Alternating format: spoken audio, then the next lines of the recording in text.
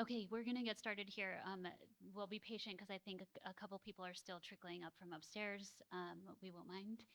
But welcome. I'm Alexandra Hodkowski. I'm the curator of public programs here at the museum. And as you know, for today's Making Home Saturday series, we are exploring cultural perspectives, models of environmental advocacy, and systems of Indigenous building. It's been quite a day so far. Thank you so much for being here with us. We are currently sitting in the exhibition in the Making Home Triennial. Um, and the exhibition features 25 site-specific commissioned installations exploring design's role in shaping the physical and emotional realities of home across the United States, US territories, and tribal nations. Just to the right, if you guys just look right back there, we have an incredible installation called In English, A Home That Builds Multitudes, featuring a hale building that embodies grassroots efforts to care for ʻāina, a Native Hawaiian term for land meaning that which feeds. This project, along with others in the triennial, involved many, many collaborators, including 3 that are here with us today: artist and building practitioner Sean Connelly, architect and educator Dominic Leong, and artist, curator, and educator Drew Kahuʻāina Broderick, 3 human collaborators. However, in their conversation today, they will also reveal methods of collaboration across space, time, place, and scale through their work with Indigenous Hawaiian architecture. Please join me in welcoming them. Thank you.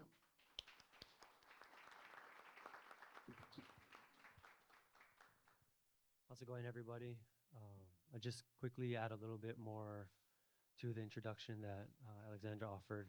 My name is Drew Kahuʻāina Broderick. Much of the work that I do in Hawaii and throughout the Pacific is guided by the work that my family does, in particular my aunties, my mother, and my maternal grandmother. And really that work is about supporting community through creativity in Hawaii. And I'm here today to help move the conversation in different directions and also to celebrate you folks and your ongoing collaboration and the project that you contributed to making home here at the Cooper Hewitt Smithsonian Design Museum. Maybe it's helpful for us to give a little bit of context for folks who aren't familiar with the project. And then we're gonna kind of dive into ongoing conversation, which may not register for everybody, but we'll have a chance to discuss afterwards and hopefully bring folks into a much larger conversation around ʻāina, which is land, but also that which sustains us, and the built environment. So maybe to get it going, Dominic, you can share a bit about who you are, what you do, and what this particular project means to you, and also how it might connect to Hawaii, a place that is 8,000 kilometers away from where we are right now. Thanks, Drew. Thanks, Alexandra. Thanks to the curators in the Smithsonian. Yeah, it's an honor to be here, to be in conversation with Sean and Drew. So I, in Kanaka Maoli, in diaspora, I was born in Northern California. And my father's side, my father is from Oahu, Kamuki, and my whole side of the family, that side of the family lives there. And I've spent, a lot of formative years kind of traveling between Northern California and Hawaii. And, that's how I come to this project as a Hawaiian in diaspora who's been living in New York City for the last 20 plus years. And I'm an architect, and I started a practice with my brother Chris. And yeah, it's been, we'll get into it, but just like a kind of incredible journey of connecting and reconnecting to Hawaii. In some ways, one of the few places that really feels like home, which is complex, of course. It's been an amazing kind of process and journey collaborating with Sean, and how that's kind of expanded outward as it is sort of represented in this project of so many collaborators. Aloha mai kākou. My name is Sean William Connelly. And it's a pleasure to be here. Thank you so much, reiterating the acknowledgements that Dominic shared. I'm Kanaka Hawai'i Ilocano, born and raised in Honolulu, Hawaii, on the island of Oahu, and have sort of had a long distance relationship with New York, I guess over the past 20 years in a way, in a different type of diaspora in the Pacific, with my ancestry being related to the Philippines as Ilocano, moving over to Hawaii as part of the plantation history, which is embedded in the larger context of US history and all of the complications associated between Hawaii and the United States. And then sort of being caught in between what I sort of call like a double diaspora of being in Hawaii from Hawaii and pushed out of Hawaii and the sort of resistance to always return home or stay home. And so, yeah, I operate as an artist and a building practitioner, and feel that, you know, now is such an important time for architecture and design, and such an important time for this kind of work to be happening in the continental, quote, United States, North America, Turtle Island. And I'm just very thankful that for all of you who showed up here, congratulations for your interest in Hawaii, and thank you so much for being here. You folks want to speak at all about the project to give folks in the audience who might not have some context, a shared foundation from which to get into the conversation today? Sure. Well, right behind you, and you're all invited to step into our hale, which is the Hawaiian term for structure or house. This hale in particular is a hale pi'o, or like an arch, which in many ways is very novel. It's the first contemporary traditional hale to be constructed in this manner. Traditional hale building in Hawaii is a technique of architecture that involves lashing, using rope to secure the structure. So there's no, typically no metal fasteners like screws or nails. Everything is notched and then tied together with rope. And that is sort of connected to a very long history of Pacific navigation, how people the Pacific via canoe. And so there's a beautiful relationship. If you look at a canoe built in a traditional way, everything's held together with notches and lashing. Looking at the architecture sort of similarly. But Hawaii has a complex history where traditional hale building is essentially sort of like halted, sort of stopped in its tracks because of the complex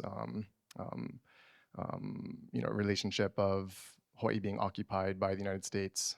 It was illegally annexed in 1898 following an overthrow by American businessmen in 1893. If you're unfamiliar with that history, it would be a good time to learn about it. And then there's a lot of solidarity between places united by the year 1898. And so today, there's been what we call like a cultural resurgence that's been ongoing for several decades.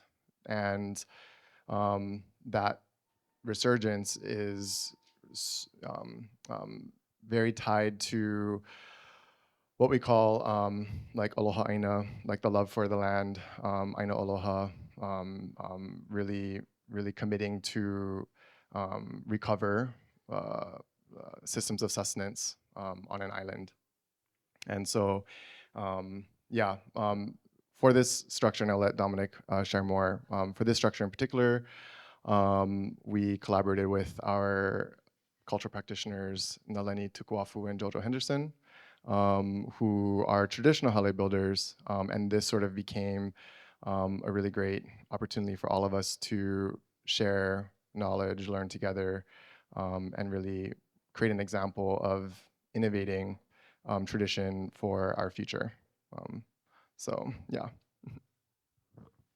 Yeah, I can maybe add, in some ways, maybe a linear account of how this project came to be.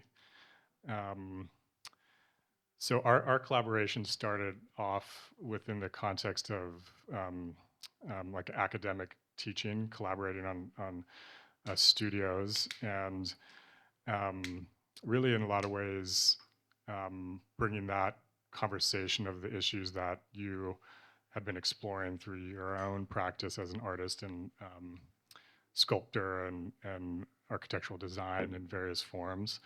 And I think through that dialogue, me being here in New York, you being there in Hawaii,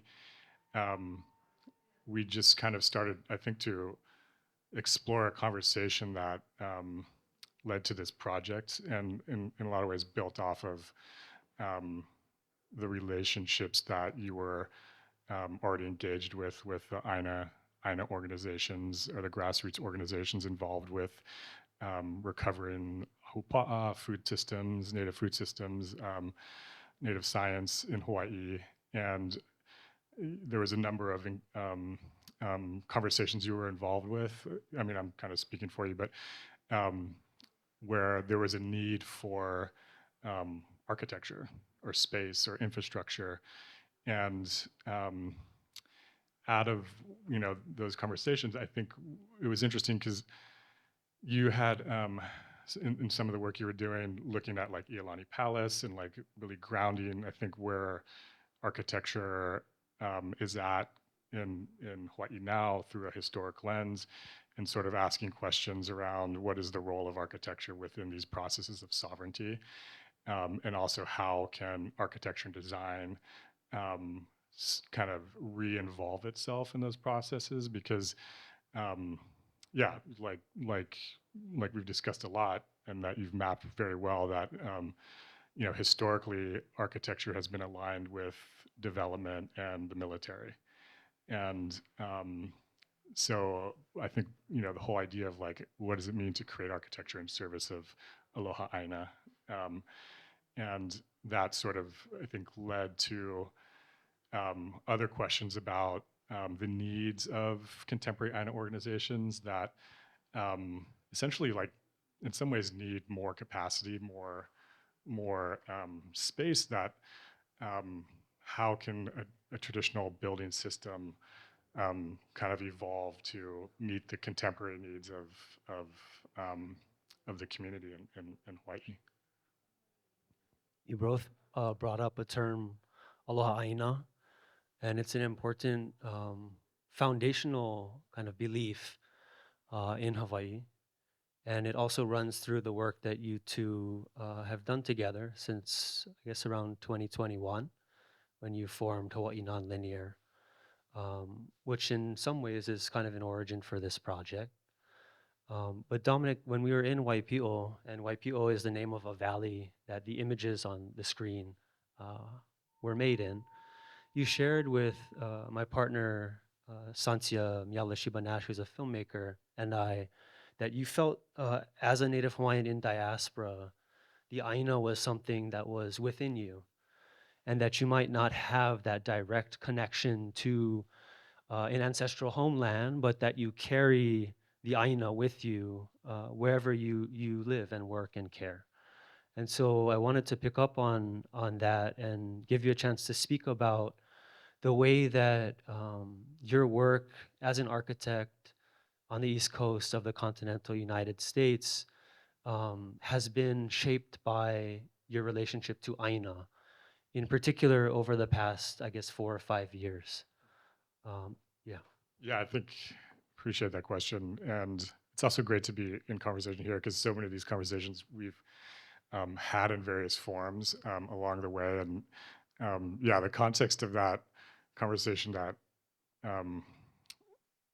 this kind of reflection I had, was actually based on a question you asked early on, I think when we first met, about presence and what does it mean to do work in Hawaii and live in New York. And that's been a kind of question that I've been contemplating ever since, and it kind of reemerged in this project because of the time we were spending together in YPO, and it was really the first time that I had this like embodied experience through the lens of architecture in Hawaii, building it like with everyone at the camp in YPO. But yeah, it's kind of just this ongoing reflection of what does it mean to be in diaspora, and how does one feel connected, stay connected, build connections. And yeah, I think when I was reflecting on ʻāina, and it is kind of the place I go, and it's hard to put into words, but it's if yeah, the mana, you can just feel it wherever you are, and I think that thinking about diaspora not necessarily as a center and periphery, but I like to kind of build on this idea of the mulivai, or the area where the fresh water and the ocean water mix, and that idea of diaspora and our ancestors being in a kind of constant, fluid, dynamic relationality to not just Hawaii, but Oceania in general. And so thinking about home, I think it really is interesting to think that our ancestors' home was the ocean. And that inverts the idea of like one center. And I think, Sean, the mapping that you do around Oceania really captures that, the inversion of land and water, and what does it mean to understand Oceania as our home as much as the Hawaiian archipelago. Yeah, I think the estuary or the mulivai is a really important in-between space where we can do things differently. And coincidentally enough, YPO is a mulivai. It is an estuary. Sean, you're sort of on the other side of that situation. You're living and working in Hawaii, but not able to claim the place in the same way that Dominic is. And without making it about an ethno-nationalist formulation of a nation, I wonder often about the role that you play as an accomplice or as an ally in perpetuating Hawaiian knowledge, in innovating on Hawaiian knowledge within communities in Hawaii through your role as an artist and a designer and an architect. I don't know if you have thoughts about that you want to share. Yeah. Yeah, I think, you know, I ka wā mamua, ka wā mahope. You need to know your history. And so I know my history, and I am native to the Pacific. I'm native to Oceania. And my uncle, who's a genealogist, once told me, don't forget that, which has to, you know, deal with, you know, the sort of diaspora is not something that's new. Diaspora is something that is a part of what it means to be human in many ways. But the context of how that diaspora stays interconnected with each other across the Pacific over time has been complicated by colonialism and the imperialism of Spain and the United States, and goes down the list, right? And so, you know, history, then there's also family, ohana. I grew up in the sort of quintessential you know, how do you say it? The quintessential local Hawaiian family, which is, you know, a mix of all the different ethnicities that were brought to Hawaii or intermixed in Hawaii during the plantation era. So my mother's side, we grew up in a queer matriarchal sort of setting where, you know, we have Hawaiian Filipino, Hawaiian Portuguese, Filipino Filipino. I'm the sort of like Irish Ilocano, et cetera, et cetera. And so we all kind of grew up together. And you know, in some future or some counter timeline, there's, you know, different ways that that kind of relationship to place would manifest itself. But today, that's not necessarily the case. And so when I was younger and, you know, coming to terms with this concept of place and diaspora, eventually you just have to sort of commit to a place. And, you know, I think to Auntie Ka'iulani in our video up here, she sort of talks about, you know, the place is in us. You just becoming the place where you're from, and the complexities of what does it mean to be where you're from. And so I can think of Hawaii as a very, very small place, or I can think of Hawaii as the biggest place on earth. You know, I see Hawaii in New York. I see a little bit of New York in Hawaii. And so, you know, yeah, I'm really, really nervous to talk about, to be this personal, because I'm not from this community, and whatnot. But there's a lot that can be learned from Hawaii, and there's a lot that can be learned by the history of how, you know, especially in the context of a concept like settler colonialism, how in many ways that phrase is really important for us to understand, but it's also very important for that phrase not to stop us from connecting with each other, and standing up for what you love and believe in. And so I love my home, I love my family, and I've been asked to do this work. This is not a new project. This is something that's been going on, you know, like in many ways, this is 20 years in the making, to be able to arrive to a synthesis of contemporary and traditional architecture in Hawaii. And yeah, maybe we'll get into that a little bit more. Yeah. I appreciate you both sharing openly about how lived experience and your respective identities play into your ongoing collaboration. I think sometimes we're discouraged from focusing on that in public talks, but I appreciate that you both are willing to discuss it a little. Maybe we can shift back to the structure that's behind us, Hālau Kūkulu Hawaiʻi, a home that builds multitudes. And I can ask a question about native intelligence and about indigenous innovation. We've spoken before about a kind of conservatism within Native Hawaiian art and design and architecture. And sort of besides the obvious legacies of colonialism in the Pacific, it's also related to fear that folks have around taking risks, especially within small communities.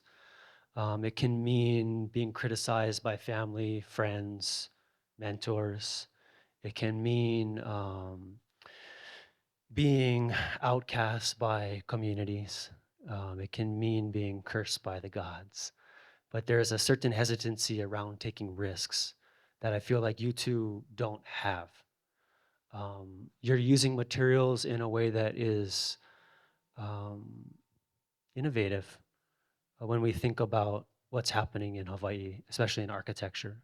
And so I wanted to give you both a chance to speak about that and about how maybe Native Hawaiian architecture has always been about innovating. We just at some point got caught up preserving instead of evolving our cultural traditions.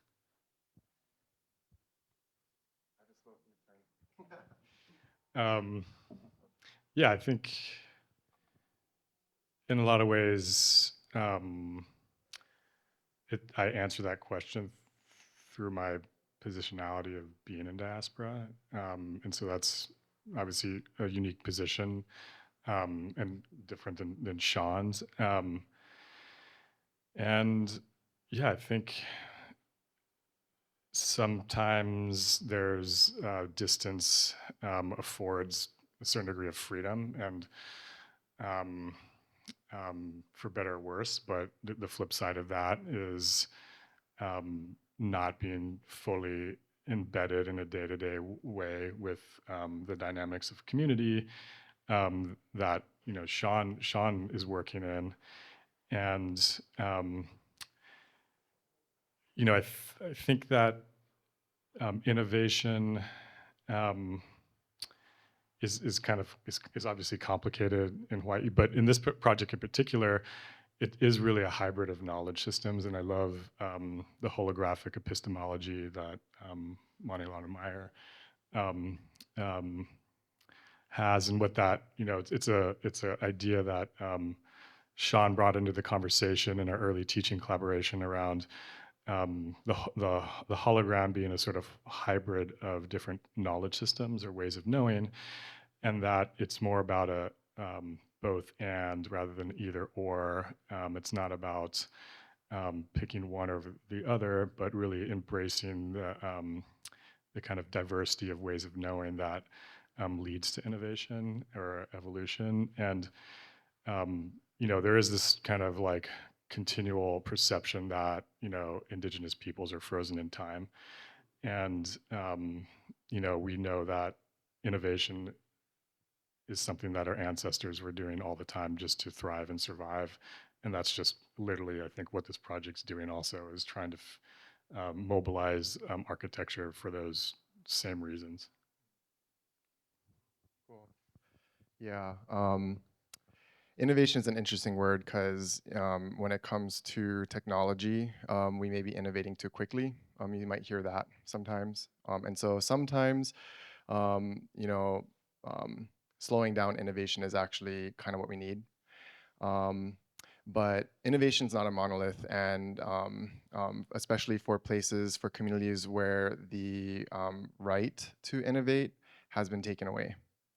And so when the United States overthrew the Hawaiian Kingdom and then annexed Hawaii, the first two things that sort of famously happened were the language was repressed, and then the native food systems, the physical structure of these native food systems, like your local i'a, your fish ponds, your lo'ikalo, taro fields, and other forms of sustenance were systematically destroyed and replaced with the physical structure of military and urbanism, particularly on the island of Oahu.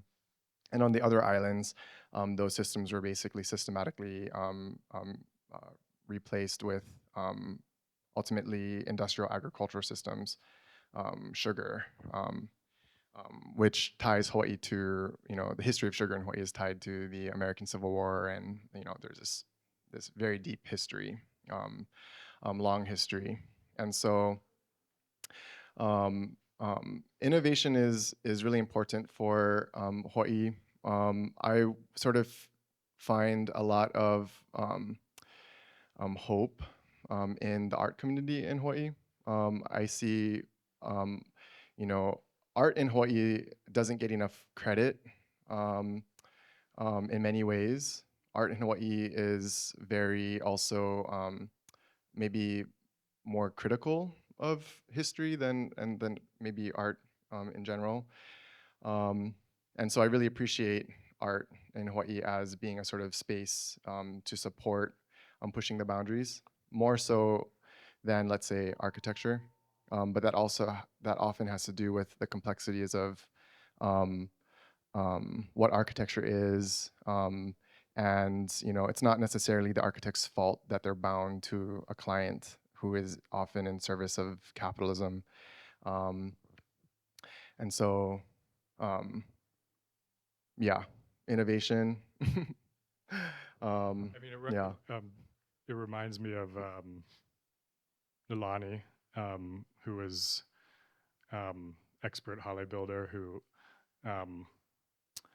Sean invited into the project, but it was interesting because, and this is captured in the interview, in the film, and her relationship to this project, and her reflection on it was really, I think, frames this idea of like innovation and recovery, that she expressed her focus in hale building was really about recovering the multitude of types of hale and material systems that did exist as kind of variations in different areas of Hawaii, depending on a lot of different factors, which in a lot of ways, I think she saw this project as really future looking, and I interpreted what she said as a little bit about recovery of that. But when you put that all into the idea that time is nonlinear, I think there's a really interesting conversation to have about innovation and recovery, and clearly they're totally connected in terms of how we navigate the future. And I think just even from a historical level, if you get into the history of Hawaii, you can see what's happening now across the globe and just see the immediate patterns in a kind of, maybe in the less positive way.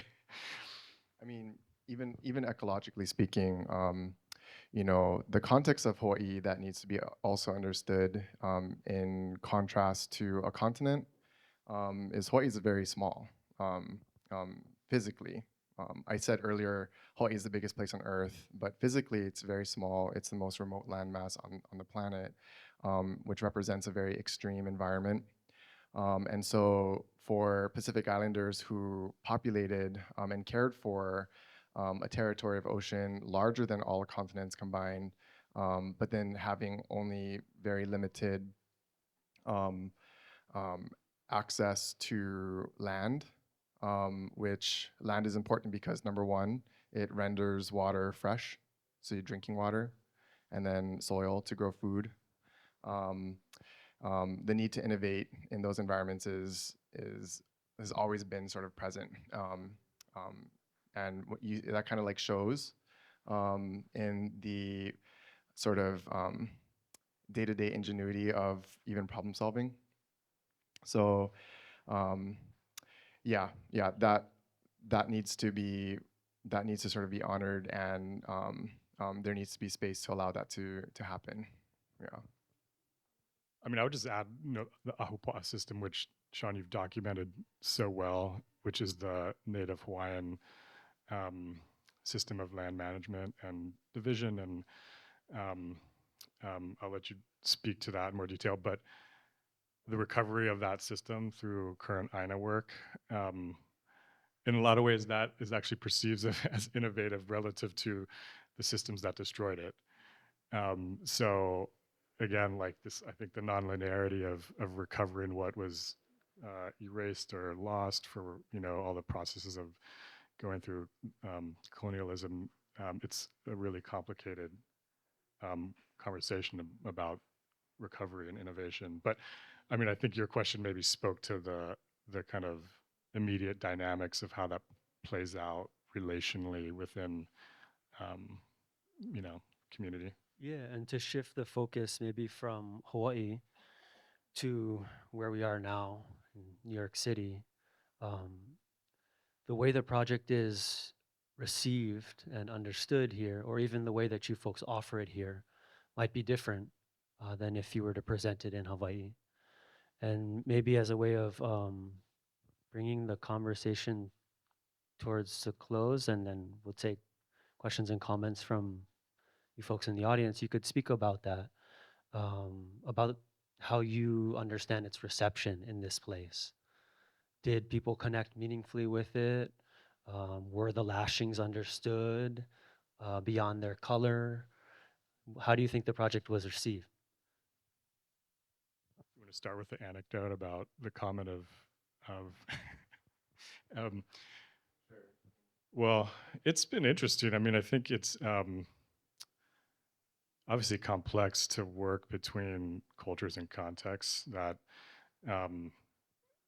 was very much a part of this project, and navigating that kind of translation. I don't know if that's the right word, but working through the lens of an institution in New York with its own storied history, the Smithsonian and the Cooper Hewitt and this building, and thinking about that as a kind of home within the context of the triennial, and working literally across Zoom for a while, you and Hawaii, me here in New York, and just navigating the complexities of that. And it kind of just bring, in some ways, like I keep thinking of it through the lens of diaspora and the kind of mulivai and the sort of continual mixing, and knowing that in a lot of ways, our ancestors, you know, there was a agency in how we navigated the world across time and space. So the idea of diaspora not necessarily being just about colonial displacement, but that there was an active navigation of you know, the globe. In a lot of ways, our ancestors were doing just what we were doing, which was connecting across time and space and blending expertise. And so the traditional hale building system mixed with the reciprocal frame, which was introduced by a structural engineer here in New York who offered that as a kind of structural typology that could blend with the traditional lashing, but offer a way to kind of create a larger span. So I think maybe to answer, like maybe to get back to your question, how was it received? I think is it's like, you know, from whose eyes are we thinking about? So one is obviously the public sitting here in the room. One is the architecture community here in New York, the architecture community globally, versus looking at it from the perspective of someone in Hawaii, but even getting in more specifically, someone in Waipio Valley in Hawaii, someone on Oahu. Like, it's so complex, and there's so many ways to relate to this project, and as time passes, it just kind of gets deeper and more complex as I reflect on it. And I was thinking that in a lot of ways, this is the most complex project I've ever worked on. And it's not because of, you know, scale, physical scale, but the complexity of working between contexts, working between legal systems or out of the side of the legal system, between code, between all of these obligations that come with working through an institutional framework that is literally the thing that's trying to be evaded in Hawaii in a lot of ways. Yeah. I remember the opening night. One of the you know, ear hustling, listening to some comments, and one of the comments that stood out was, "This doesn't look indigenous," and so that was really interesting because there's this sort of, you know, expectation of what indigenous or native might mean, in the sense that, you know, in the instances when I used to, like, you know, I used to do these like pop-up architecture classes for like 6th graders, and I would have them like draw a house. You know, these are like Hawaii kids, right? And they draw the house with like a window and then a chimney. And then I'm like, how many of you have a chimney in this tropical environment? And how many of you have windows that look like this? And they're literally drawing like your typical North American cold house, you know? And so, yeah, there's like an interesting thing that happens in our minds. Whether or not you know or you don't know something. I think you know, this is actually maybe only the 3rd time I've gotten to see the hale since it opened, and so I'm still like keeping my eyes and ears open to that reception. But what I can speak to is, you know, the sort of long-term reception to like the awareness of Hawaii, the awareness of what indigenous is in the context of the United States. You know, if you remember back to maybe 2019, 2020, land acknowledgements were like, you wouldn't hear a land acknowledgement at a university. And now you hear them all the time. And that, you know, sort of incremental step towards justice happening in 2020 essentially really began, 2014, 2013, 1993, 1978. There's a sort of like very slow history that when you really look at it, Hawaii is there every step of the way, sort of pushing boundaries and advocating for more awareness. And so I think that it's been an incredible honor to be a part of such a well-curated show with so many meaningful works pushing and pulling into conversation the kinds of conversations that need to be had, especially now. You mentioned the term ethno-nationalism, and I've heard the word fascism more than ever in a sort of mainstream sense. And so these are the kinds of projects that people need to see more of. And so, yeah. I think that's a great place to end it, and we can open up to questions or comments. Yes, please. Aloha, thank you so much for your presentation. My name is Christina Reda and I teach at NYU Tisch, but I'm a graduate of UH Manoa in Indigenous Politics, and I was a student of Kumu Hanani K. Trask. So anytime that Hawaii is brought into New York is such a special thing for this city. I had a question with you when we're talking about architecture, and as you said, someone saying, oh, something doesn't look indigenous. I'm not Kanaka Maoli, someone who has spent some years in Hawaii. I think what was kind of shocking to me about the urban environment of Honolulu specifically is, well, this is a personal critique of the lack of Hawaiianness in the urban architecture. And there are movements in different places of indigenizing urban architecture, for example, Freddie Mamani in Bolivia in the Andes. And I'm wondering if maybe you are part of a movement, or if there is a movement that is also thinking about these concepts aesthetically, environmentally, as being part of a way to make the urban environment of Hawaii more Hawaiian, more indigenous. Thank you.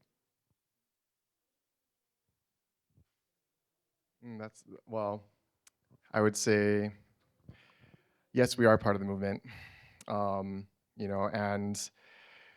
the movement itself is not a monolith. It's been going on for a very long time. The resurgence of ʻāina, and there are many groups, formally and informally, who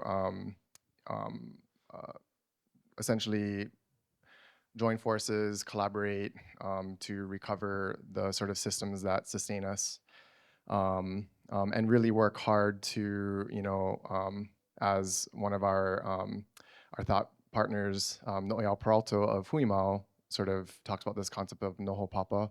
We've been talking about, we said diaspora a lot, and so to counter diaspora, we can say the term noho papa, which is to stay in place. And the struggle to stay in place. There are so many people in the young generation who are in the diaspora who are making that commitment to move back home and go home, observe, listen, see what calls, and then get to work. But when it comes to specifically architecture, I would say in the urban context, a lot of that has to do with the recovery of the streams that have been channelized, recovery of material sources, etc. But without taking up too much time, I would say that that's kind of at the impetus of why we formed Hawaii Nonlinear in 2021 to really pick up the baton, or really actually make a call that architecture needs to change, the built environment needs to change, and there's nobody honestly doing it.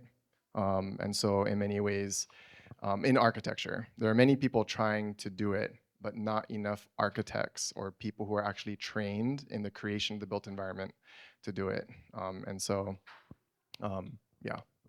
Yeah, I think. Yeah, I mean, we've talked a lot about the role of architecture and what role it can play in this movement for aloha ʻāina and sovereignty. And I think we like go back to these historic precedents, like the Iolani Palace, which when you look at it, you could perceive it as like Western architecture because it's sort of built in the image of like an Italianate. But, and you know, I learned this through conversations with you, Sean, like the level of innovation that was actually present in that building. It had electricity before the White House, et cetera. And the hokulea, another form of architecture, nautical architecture, and why has that not been able to scale up to the level of the urban? And when we first started working together, and you know, I was really like getting an education in ahupua'a through our conversations, I was always kind of wondering, like, how does one imagine ahupua'a recovery, but beyond the scale of like a single, like, you know, kipuka, and so it's really like this idea that architecture, like language, can make the world legible and help us make sense of the world together. And I think what's interesting about this project and knowing the history of the recovery of Hawaiian language is that architecture is a language, and to whatever degree we can kind of like recover or innovate these kind of traditional forms, which are embedded with kind of intelligence relative to resource and environment, that seems like a sort of missing piece of the puzzle that kind of would further, you know, the architectural language that would come out of the recovery of Hawaiian language. And I think that is like one of the questions that have been like coming up is like, what does it mean to kind of incrementally connect all the ʻāina work, and then like, how does that start to like create an alternative to like what exists now? But yeah, it's in a lot of ways it's like harder to see than it is to experience. So Sean and Dominic are both really humble, but I want to just offer one specific project that neither of them talked about that directly addresses the question you answered, that they're both a part of. And that's the Alawai Centennial Project that Sean initiated and Dominic joined a few years later. But it basically looks at one of the most polluted waterways in Waikiki in a very urban environment that is an epicenter for international tourism and was also a stronghold for US military. And the project thinks about what it means to open up a waterway so that it can flow through a place that it once flowed through as a way of helping to bring back native food systems in parallel to the first and second largest industries in Hawaii, which are military and tourism. That's a very specific project that you might be interested in. Yeah. Thanks for that plug, Drew. I can't take credit for any of that. That's all Sean. Thanks, you guys, for being here and for this project. Drew, this is a question for you. I think everyone in the audience gets a sense that you're deeply embedded in this collaboration, and most people will probably experience it through the images that you and Sansia created. But you also were an incredible facilitator in bringing together Sean and Dominic and Nalani and Jojo and so many people who are involved in making this work, and encourage asking questions, encouraging conversation, and like digging into the complexity that you've all sort of touched on today. And so I was curious, Drew, really like how you were thinking about that and what your perspective is and what the experience was like for you. Thanks for that question. part of that process was also getting to talk with you, which I really appreciated because we don't always have folks who can speak to what it means to work in the way that you do in an institution like this one in Hawaii. We don't have the same kind of scale. But in a lot of ways, I think Sean just invited us to hang out. And I think the skills we bring to a gathering differ, and we also approach sharing those skills in different ways. And so one of the skills that I have is just talking story. It's asking folks questions that you might not ask someone when you meet them for the first time, or asking questions of folks that you know might bring up a past conflict that they may or may not have had around a collaboration that's ongoing. And I think it's important to ask those questions. And sometimes you get told off, and sometimes you get invited in, but it's a chance for everyone to sort of practice together. And it was kind of amazing that you folks even took time to speak with us as a part of documenting the project, considering that you're both leading it. It's a very hectic environment to try and pull someone out of a situation and sit them down and ask them a series of questions and expect that it's going to make any sense. But I think at the end of the day, having that record for you folks when you want to return to it, however many years later, is why we document things, so that we don't have to understand what we're doing in the moment. But if we have a chance to revisit it, we might, I don't know, remember who we were or learn something that we didn't think we learned at the time just by hearing ourselves speak 20 years ago. So it's a privilege to be able to document things, and I appreciated that. So thank you both. Thank you.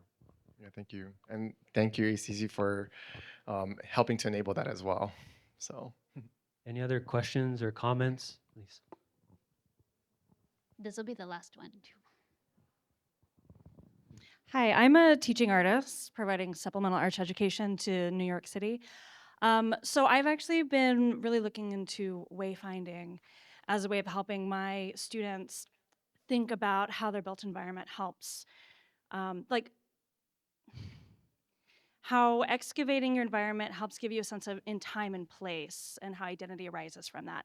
And something I'm noticing, particularly with my younger ones, is I have a lot of young ones, if you ask them like where they're from or where home is, they might name like a country they've never actually been to.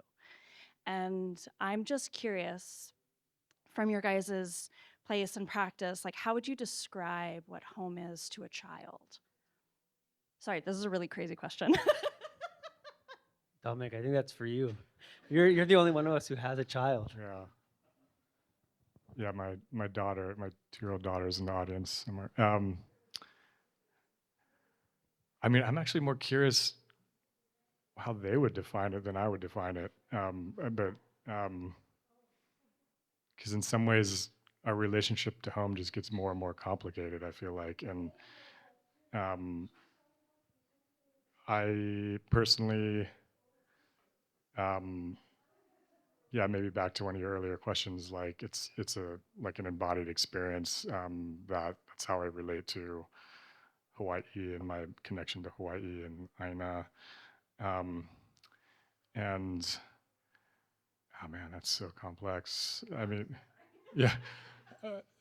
I mean, home is partly is about being in diaspora. I mean, like that's my experience of it, and that I think we were talking earlier about, or maybe you were going to pose the question about how has all of this work in collaboration in Hawaii, like I really reflected on at one point, you know, we're working on a farm upstate, and I realized I know more about Hawaiian history at this point than I know about New York history.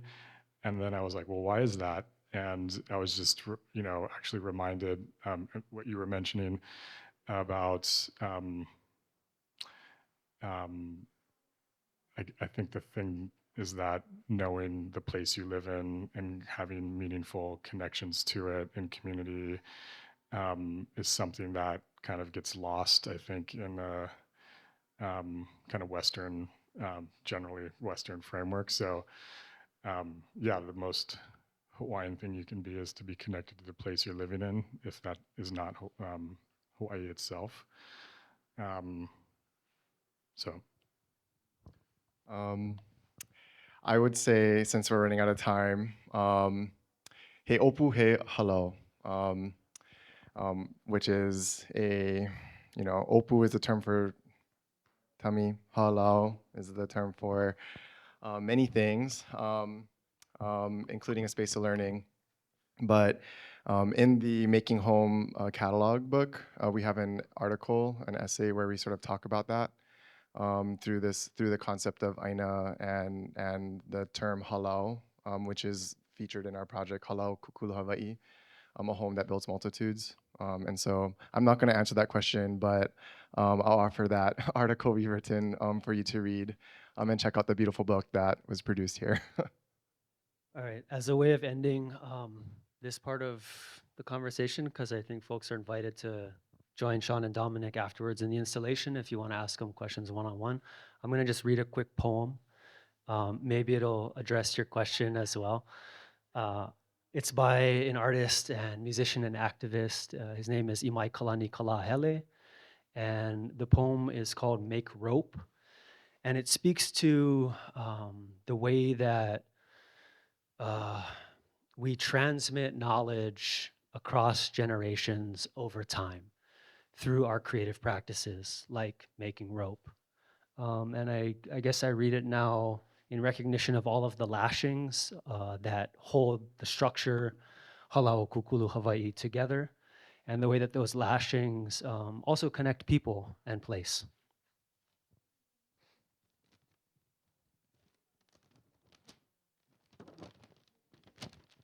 Make rope, imai kalani kalahele. Get this old man, he lived by my house. He just make rope. Every day you see him making rope. If he not playing ukulele or picking up his mo'opuna, he making rope.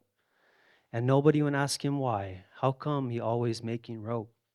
Morning time making rope, daytime making rope, nighttime making rope, all the time making rope. Must get enough rope for make hokulea already. Most time he don't talk too much to nobody. He just sit there making rope. One day we was partying by his house, playing music, talking stink about the other guys then. I was just coming out the bushes and back the house. And there he was, under the mango tree, making rope. And he saw me. All shame, I look at him and I said, "Aloha, Papa." One eye looking up, he said, "How's it?" "What? Party." "All right." I had to ask, "E kalamai, Papa, I can ask you one question. How come every day you make rope? At the bus stop, you making rope. Outside McDonald's drinking coffee, you making rope. How come?" He went look up again, only the eyes move kind. Putting one more strand of coconut fiber onto the kaula, he made one fast twist and said, "The kaula of our people is 2,000 years old, boy. Sometime good, sometime bad, sometimes strong, sometimes sad, but most time us guys just make rope. One by one, strand by strand, we become the memory of our people. And we still growing, boy. So be proud, do good, and make rope, boy. Make rope." Thank you both, and thank you all for joining us.